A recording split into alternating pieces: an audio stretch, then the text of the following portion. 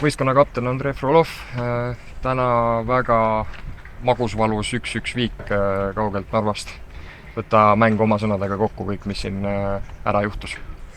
Jah, et kui algusest minema hakata, siis alustasime, ma arvan, päris okeilt mängu, et tekitasime teravust ja oli justkui kõik kontrolli all kuni selle vastaste väravani, et siis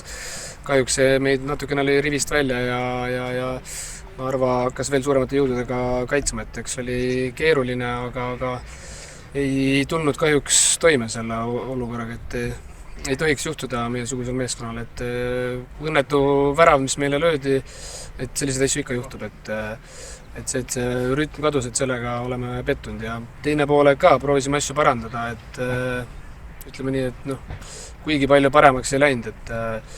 et Narva tõesti väga suurte jõududega kaitses ja võib-olla natuke liiga palju rumalaid otsuseid meie poolt, et võib-olla sirgjoonelisus siin oleks olnud natukene parem meile, et palle rohkem kasti, et kohati oli periood, kus me vastase kastini ei jõudnudki, et me tahtsime siit ikkagi võitu ja Patriku debüütvärav siis kindlasti päästis meid, et midagi positiivset ja Järju muidugi see penaltitõrje oli ka väga tähtis. Kapteni pilgu läbi, kuidas sa kuulajale, vaatajale praegu seletaksid, mis on atmosfäär meil garderoobis,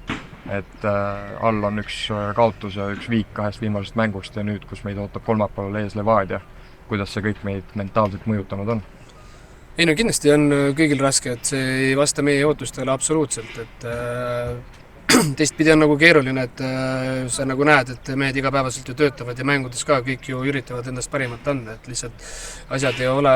õnnestunud ja et kindlasti vale oleks siin pead nurgu lasta, et Levadiaga mäng, me oleme tugev meeskond, Levadia on tugev meeskond, et lähme sinna samamoodi 3 punkti järele, et usume enda võimetesse, et viimased 2 mängu on jäänud meil kvaliteedist puudu, et kindlasti oleme suutelised ja võimelised enamaks, et nüüd peame seda siis Levadia vastu näitama. Selge, piisab, aitüma!